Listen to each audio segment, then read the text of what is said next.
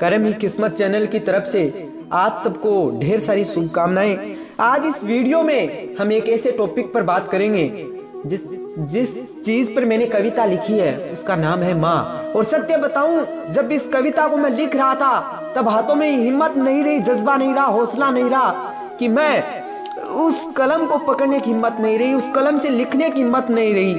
एक व्यक्ति ने आकर कह तो दिया कि वीडियो बनाना है तो माँ पर छोटी उम्र में ही समझ में आ गया कि सबसे कठिन कार्य कवि के जीवन में है माँ पर कविता लिखना। माँ पर कविता लिखना। फिर भी जैसे तैसे मैंने हिम्मत की और कुछ लाइनें लिखी हैं माँ पर। और माँ की परिभाषा इस दुनिया में कोई भी नहीं दे सकता दोस्त। हाँ, उनका एहसास करा सकता है, पर दुनिया में कोई भी माँ पर परिभाषा नहीं दे सकता। माँ के बारे में कोई भी संक्षिप्त में उसकी परिभाषा नहीं दे सकता है। तो मैंने इस वीडियो में 3 लाइनों का उपन्यास लिखा एक नालायक कवि ने। तो इस नालायक कवि की ये 3 लाइनें जरूर सुन लेना। एक 3 लाइन की कहानी है कि एक माँ के 2 बेटे थे। एक बेटा नीचे वाली माला में रहता था, दूसरा बेटा ऊपर वाली माला में रहता था। माँ एक बेटे के यहाँ 15 दिन खाना खाती थी, दूसरे बेटे के यहाँ 15 दिन खाना खाती थी। पर उस माँ का ये दुर्भाग्य था कि जिस दिन महीना 31 दिन का होता था उस दिन माँ का व्रत होता था। उस दिन माँ का ये व्रत होता था, उपवास होता था। तब इस कवि के जीवन में ये क्रांति आई, ये दया आई कि क्या कुछ ऐसे भी बेटे होते हैं। और कविता लिखी जाती है भावनाओं से। तो ये कविता लिखी है एक महान कवि ने, जिन्होंने ये कविता लिखी है, बहुत बढ़िया कविता लिखी है। और आज इस वीडियो में उस कविता का सार मैं आप लोगों को देने वाला हूँ।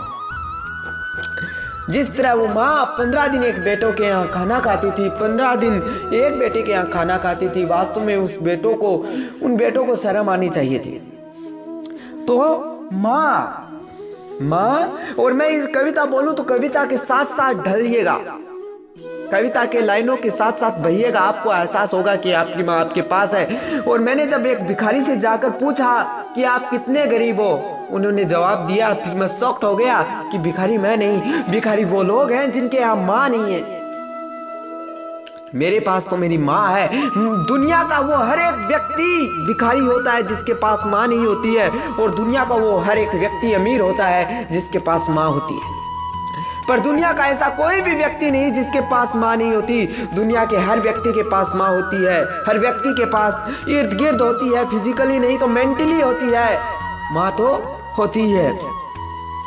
तो इस पर एक कवि क्या कहता है उसके बारे में हम विचार करते हैं और समझने का प्रयास करते हैं, उस कवि की भावनाओं को समझने का प्रयास करते हैं। तो चलिए शुरू करें।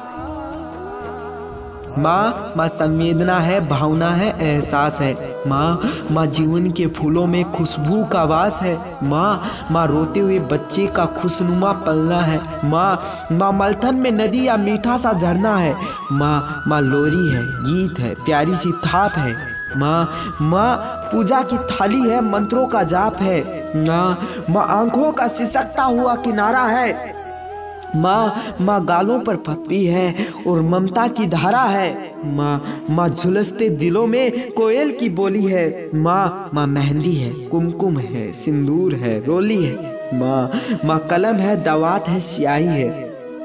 माँ परमात्मा की एक स्वयं गवाही है। कवि को लिखते लिखते आंखों से पानी गिर पड़ा और कलम हाथों से फिसल गई, और पन्ने पर जो लिख रहा था वो पन्ना पूरा भीग गया साहब। माँ एक त्याग है, तपस्या है, सेवा है। माँ फूंक से ठंडा किया हुआ कलेवा है। माँ अनुष्ठान है, साधना है, जीवन का हवन है। माँ जिंदगी के मोहल्ले में आत्मा का भवन है। माँ चूड़ी वाले हाथों के उस मजबूत कंधों का नाम है। माँ काशी है, काबा है, चारों धाम है। माँ चिंता है, याद है, हिचकी है। माँ बच्चे की चोट पर सिसकी है। माँ चूल्हा है, धुआं है, स्याही है और हाथों का छाला है। माँ जिंदगी की कड़वाहट में अमृत का प्याला है। और उस कवि की हालत इतनी बुरी हो गई, उसे समझ में आया कि कितना दुर्लभ है एक कवि जब माँ के टॉपिक पर कविता लिखता है कि माँ पृथ्वी है, जगत है, दूरी है, माँ बिना इस शिष्य की इस कुलदीप का जीवन अधूरा है। तो माँ की ये कथा अनादि है, ये अध्याय नहीं है और माँ के जीवन का कोई पर्याय नहीं है। तो माँ का महत्व दुनिया में कम हो नहीं सकता, माँ जैसा दुनिया में कोई बन नहीं सकता। तो मैं कविता की ये पंक्तियाँ माँ के नाम करता हूँ और मैं दुनिया की सारी माताओं को पूरे दिल और हवास से प्रणाम करता हूँ।